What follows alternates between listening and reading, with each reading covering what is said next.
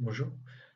Donc, je présente un exemple d'écriture dans un fichier régulier. Je suppose que le fichier régulier contient initialement ceci, d'accord? Et puis là, je vais expliquer ce petit bout de code. Alors, la première opération consiste à ouvrir le fichier data1, d'accord? Donc, l'ouverture ici, j'ai mis l'option, le mode écriture et le mode création. Donc, je rappelle tout simplement le rôle, à quoi sert le rôle euh, de création. Donc, aux créations permet tout simplement de créer le fichier si jamais il n'existe pas avec les droits qu'on a spécifiés ici, dans notre cas 644. Bien sûr, dans notre exemple, recreate ne sert absolument à rien parce que le fichier existe déjà, donc il ne va pas le recréer, d'accord?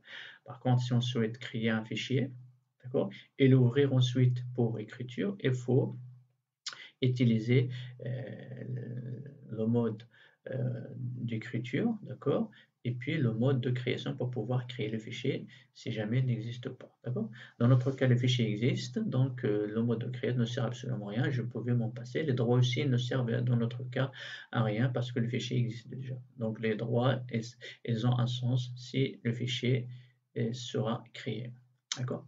Donc le deuxième appel système. Donc déjà, je répète que la fonction, enfin l'appel système open, il retourne en cas d'erreur, il va retourner la valeur -1. Si tout se passe bien, elle va retourner un entier qui en général supérieur à 3, c'est-à-dire le premier descripteur libre. D'accord. Alors, la fonction ici d'écriture, elle va permettre en fait d'écrire dans le fichier, euh, comment dire, dans le fichier data1, d'accord? Et enfin, le contenu qui sera écrit, il sera récupéré à partir de cette zone-là, d'accord, que j'ai appelé PTR. Donc, le contenu à écrire dans le fichier est X, Y, Z. Donc, à l'ouverture du fichier, pour écriture, le curseur se positionne automatiquement au début du fichier. D'accord? Donc, le curseur sera positionné sur la lettre C. D'accord? Donc, le contenu à écrire, d'accord? Donc, l'écriture va se faire au début du fichier. D'accord? Et au fur et à mesure de l'écriture, le contenu du fichier sera écrasé par et sera remplacé par le nouveau contenu. Donc, à la place, donc au début, à l'ouverture du fichier, le curseur va se positionner sur la lettre C.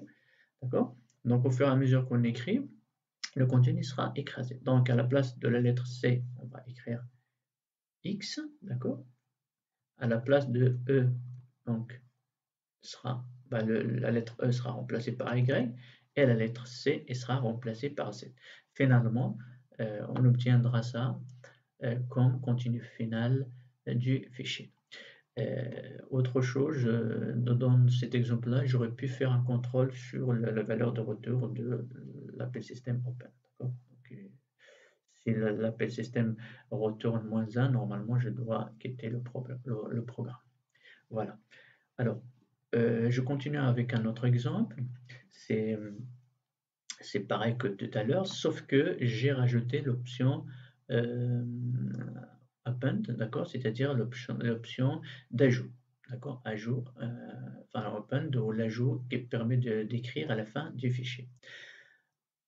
Alors, donc je répète ici, l'ouverture se fait avec le mode en mode écriture, donc ça me permet de faire l'écriture.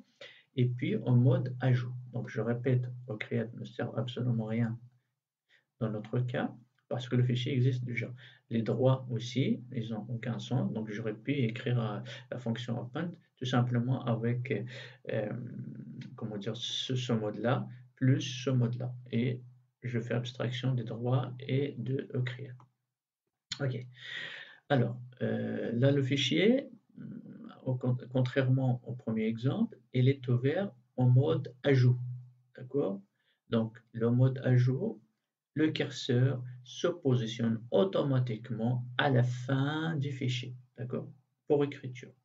Donc, je répète, si on ouvre un fichier en mode ajout, pour écriture, le curseur va se positionner automatiquement à la fin du fichier. Donc, l'écriture va se faire à la fin du fichier. Finalement, d'accord? Finalement, le contenu du fichier sera celui-là. Donc la chaîne de caractères X, Y, Z, elle sera écrite à la fin du fichier et non pas au début du fichier, comme c'était le cas dans le premier exemple où on n'avait pas utilisé l'option ajout.